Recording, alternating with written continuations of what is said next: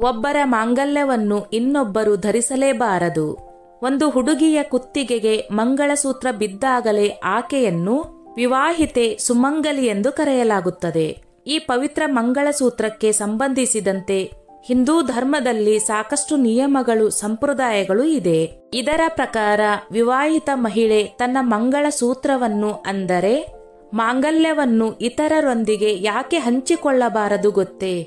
ಒಬ್ಬರ ಮಾಂಗಲ್ಯವನ್ನು ಇನ್ನೊಬ್ಬರು ಧರಿಸಿದರೆ ಏನಾಗುವುದು? ಹಿಂದೂ ಧರ್ಮದಲ್ಲಿ ವಿವಾಹಿತ ಮಹಿಳೆಯರ ಅಥವಾ ಸುಮಂಗಲಿಯರಿಗೆ ಸಂಬಂಧಿಸಿದ ನಿಯಮಗಳಾಗಿರಬಹುದು ಅಥವಾ ಸಂಪ್ರದಾಯಗಳಾಗಿರಬಹುದು ತುಂಬಾನೇ ವಿಶೇಷವಾಗಿರುತ್ತದೆ. ವಿವಾಹಿತ ಮಹಿಳೆ ಈ ಸಂಪ್ರದಾಯಗಳನ್ನಾಗಿರಬಹುದು ಅಥವಾ ನಿಯಮಗಳನ್ನಾಗಿರಬಹುದು ನಿರ್ಲಕ್ಷಿಸುವುದರಿಂದ ಆಕೆ ತನ್ನ ಸಂಸಾರಕ್ಕೆ ಸಂಬಂಧಿಸಿದ, ಕುಟುಂಬಕ್ಕೆ ಸಂಬಂಧಿಸಿದ ಸಮಸ್ಯೆಗಳನ್ನು ಎದುರಿಸಬೇಕಾಗಬಹುದು. ಹಿಂದೂ ಧರ್ಮದಲ್ಲಿನ ನಂಬಿಕೆಯ ಪ್ರಕಾರ ವಿವಾಹಿತ ಮಹಿಳೆಯು ಇತರೆ ಯಾವುದೇ ಮಹಿಳೆಗೆ ಆಕೆ ಧರಿಸಲೆಂದು ತನ್ನ ಮಂಗಳಸೂತ್ರವನ್ನು ನೀಡಬಾರದು ಎಂದು ಹೇಳಲಾಗಿದೆ. ಮಂಗಳಸೂತ್ರ ಮಾತ್ರವಲ್ಲ, ಇದರೊಂದಿಗೆ ಸುಮಂಗಲಿಯರು ಬಳಸುವ ಇನ್ನಿತರ ವಸ್ತುಗಳನ್ನು ನೀಡಬಾರದು. ಸುಮಂಗಲಿಯರು ಅಥವಾ ವಿವಾಹಿತ ಮಹಿಳೆಯರು ತಾವು ಧರಿಸಿದ ಮಂಗಳಸೂತ್ರ ಅಥವಾ ಮಾಂಗಲ್ಯವನ್ನು ಇತರರಿಗೆ ಯಾಕೆ ನೀಡಬಾರದು ಗೊತ್ತೇ? 1. ಇದನ್ನು ಧರಿಸಿದ ನಂತರವೇ ಪತಿ ಪತ್ನಿ ಮದುವೆಯ ಸಮಯದಲ್ಲಿ ಪತಿಯಾದವನು ತನ್ನ ಪತ್ನಿಗೆ ಸುಮಂಗಲಿಯ ಸಂಕೇತವಾಗಿ ಮಂಗಳಸೂತ್ರವನ್ನು ಅಂದರೆ ಮಾಂಗಲ್ಯ ಧಾರಣೆಯನ್ನು ಮಾಡುತ್ತಾನೆ. ಇದನ್ನು ಧರಿಸಿದ ನಂತರವೇ ವರನನ್ನು ಮತ್ತು ವಧುವನ್ನು ಪತಿ ಪತ್ನಿ ಎಂದು ಕರೆಯಲಾಗುತ್ತದೆ. ಮಂಗಳಸೂತ್ರವಿಲ್ಲದೆ ಒಂದು ಹುಡುಗ ಮತ್ತು ಹುಡುಗಿ ಹಿಂದೂ ಶಾಸ್ತ್ರದ ಪ್ರಕಾರ ವಿವಾಹವಾಗಲು ಸಾಧ್ಯವಿಲ್ಲ. ಇದು ಮಹಿಳೆಯ ಸುಮಂಗಲಿತನದ ಸಂಕೇತವಾಗಿದೆ. 2. ಮಂಗಳಸೂತ್ರ ಪದದ ಅರ್ಥ. ಹಿಂದೂ ಸಂಪ್ರದಾಯದಲ್ಲಿ ಮಂಗಳಸೂತ್ರ ಅಥವಾ ಮಾಂಗಲ್ಯಕ್ಕೆ ಅದರದ್ದೇ ಆದ ವಿಶೇಷ ಅರ್ಥವನ್ನು ನೀಡಲಾಗಿದೆ. ಇದರಲ್ಲಿ ಮಂಗಳ ಎಂದರೆ ಶುಭ ಅಥವಾ ಮಂಗಳಕರ ಎಂದರ್ಥ. ಸೂತ್ರ ಎಂದರೆ ದಾರ ಎಂದರ್ಥ. ಮಂಗಳಸೂತ್ರವೆಂದರೆ ಮಂಗಳಕರ ಅಥವಾ ಪವಿತ್ರ ದಾರ ಎಂಬುದಾಗಿದೆ.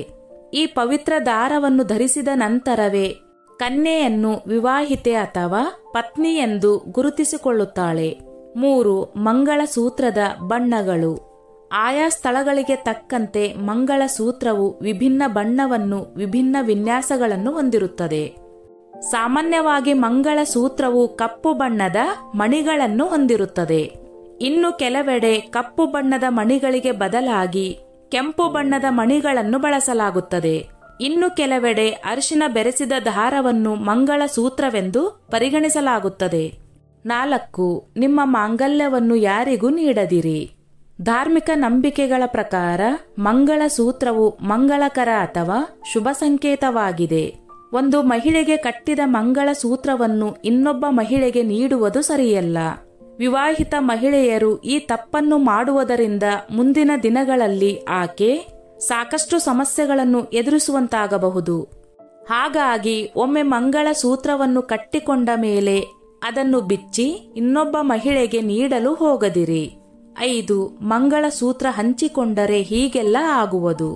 ಒಬ್ಬ ವಿವಾಹಿತ ಮಹಿಳೆ ತನ್ನ ವಿವಾಹವಾದ ನಂತರ ಮಾಂಗಲ್ಯವನ್ನು ಅಥವಾ ಮಂಗಳಸೂತ್ರವನ್ನು ಇನ್ನೊಬ್ಬ ಮಹಿಳೆಯೊಂದಿಗೆ ಹಂಚಿಕೊಂಡರೆ ಅದು ಆಕೆಯ ಪತಿಯ ಮೇಲೆ ಅಶುಭ ಅಥವಾ ಕೆಟ್ಟ ಪರಿಣಾಮವನ್ನು ಬೀರುತ್ತದೆ ಎನ್ನುವ ನಂಬಿಕೆ ಇದೆ. ಹಾಗಾಗಿ ಮಂಗಳಸೂತ್ರವನ್ನು ನೀವು ಇತರೆ ಯಾವುದೇ ಮಹಿಳೆಯೊಂದಿಗೆ ಹಂಚಿಕೊಳ್ಳಲು ಹೋಗದಿರಿ. ಇದು ನಿಮ್ಮ ಪತಿಯ ಆಯಸ್ಸನ್ನು ಕಡಿಮೆ ಮಾಡಬಹುದು ಎನ್ನುವ ನಂಬಿಕೆಯೂ ಇದೆ. ವಿವಾಹಿತ ಮಹಿಳೆಯರು ಎಂದಿಗೂ ಇಂತಹ ತಪ್ಪುಗಳನ್ನು ಎಂದಿಗೂ ಮಾಡಬಾರದು. ಮಂಗಳಸೂತ್ರವನ್ನು ಇತರರೊಂದಿಗೆ ಹಂಚಿಕೊಳ್ಳುವುದರಿಂದ ಆಕೆಯ ಸಂಸಾರದಲ್ಲಿ ಸಮಸ್ಯೆಗಳು ಸೃಷ್ಟಿಯಾಗಬಹುದು. ಆಕೆಯ ಪತಿ ಅಶುಭ ಘಟನೆಗಳನ್ನು ಎದುರಿಸಬೇಕಾಗಬಹುದು. ಸ್ನೇಹಿತರೆ, ಈ ನನ್ನ ಮಾಹಿತಿ ನಿಮಗೆ ಇಷ್ಟವಾಗಿದ್ದಲ್ಲಿ ದಯವಿಟ್ಟು ಶೇರ್ ಮಾಡಿ, ಲೈಕ್ ಮಾಡಿ ಮತ್ತು ಸಬ್ಸ್ಕ್ರೈಬ್ ಮಾಡಿ.